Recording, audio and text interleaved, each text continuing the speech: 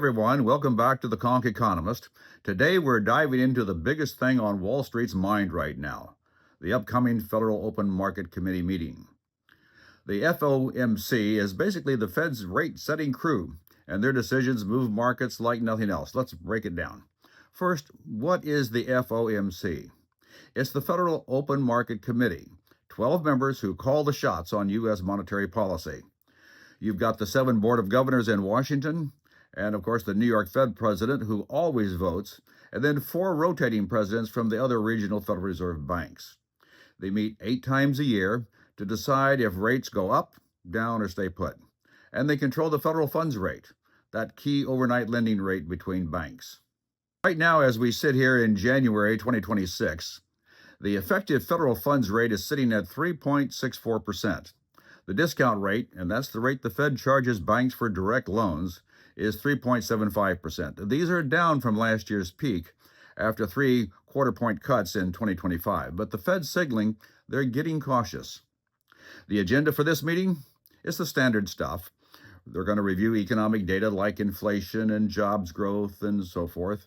They'll update their economic projections, the famous dot plot. And Chairman Powell will hit the press conference afterwards. No big surprises expected on the rate itself. Traders are betting almost no chance of a rate cut. The real juice will be the tone of the presentation. Are they still on track, or for maybe one or two more cuts this year? Or has the hawkish vibe from December stuck? With inflation still sticky, above target, and growth holding up, don't expect dovish fireworks. One thing is of concern, of course, is the international purchase of gold by other central banks and the recent slipping of the dollar in terms of exchange rates. Now, this is not something that we want because lower dollars mean higher import prices, and that can translate to higher inflation. So there is probably going to be some discussion about the dollar and gold. And interestingly enough, lower interest rates don't help the dollar. They actually hurt the dollar exchange rate. Now let's talk about the yield curve, because that tells what the bond market really thinks about the future. And I've got some lines here for you. The current curve as of late January, which is now, and what it looked like before the December Federal Reserve meeting. That's in blue. And here are some visuals to show you the current yield curve. And notice the upward slope of the curve. It's getting a little steeper, which is good. The current rates, and we'll take a look at that right now. Here's a table that shows U.S. Treasury interest rates by various periods of time, side by side, the current being here at the end of January 2026, and the previous being before the last Federal Reserve meeting in early December of 2025. And as we can see at the short end of the curve here, 1 month, 6 month, 12 month, rates are down from 405 to 3.78, 3.74 down to 3.61, and so forth. And then we see the long-term rates actually beginning to increase. For example, by the time we get to the 3-year bond market, or note, I should say, the rate has gone from 3.49 to 3.67. The 5-year has also increased. And most disturbingly is the 10-year. Now, the 10-year is crucial for mortgage interest rates. The 30-year fixed rate mortgage tracks very closely the 10-year bond rate. And the problem here is that we have seen over the last few weeks since the last Federal Reserve meeting, even though they cut short-term rates, the long-term rates have gone up, and this has put upward pressure on mortgage rates. Mortgage rates are down from where they were a year ago, but we're going to have trouble getting them down below 6%, because generally there's at least a 2-point spread between the 10-year bond and the 30-year fixed rate mortgage.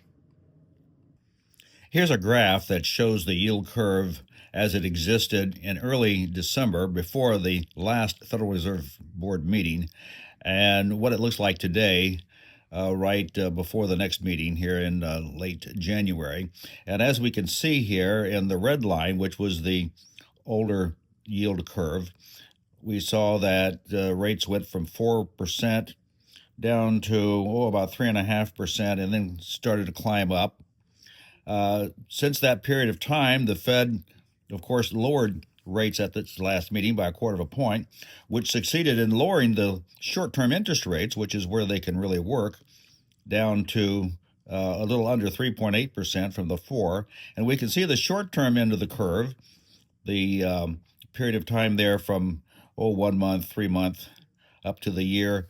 It did fall, but if let me adjust this a little bit so we can see the period of time there. That's better. Okay.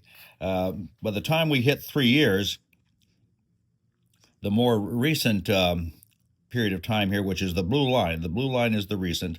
Now rates are higher than they were before, and this is true for the rest of the curve, all the way out to the 10-year, 20, and 30-year bond. Our concern here is with the 10-year bond going up because mortgage rates track the 10-year bond. Usually there's about a 2-point spread, and with the 10-year bond being higher than it was before, this is not a good sign if we are trying to get mortgage rates more affordable. Well, that's it for now. Bottom line, we're not expecting much in the way of decision making at the Federal Reserve meeting in the coming week. There will, of course, be the obligatory announcements about 2% inflation being the long-term goal. But as I have discussed in previous programs, the Fed has pretty much given up on the idea of playing a major role in trying to lower inflation. They're leaving that up to the executive branch of the government, apparently, and are focusing now on trying to lower interest rates, which hopefully will be good for housing and for the first-time home buyers. And I would remind you that I am having another series that I'm presenting from time to time on buying your home for the first time here in 2026. And I hope you find that helpful also. Well, that wraps it up for today. See you next time. Thanks for tuning in to The Conch Economist. And we hope you can hit that subscribe button and that like button. And we'll see you next time.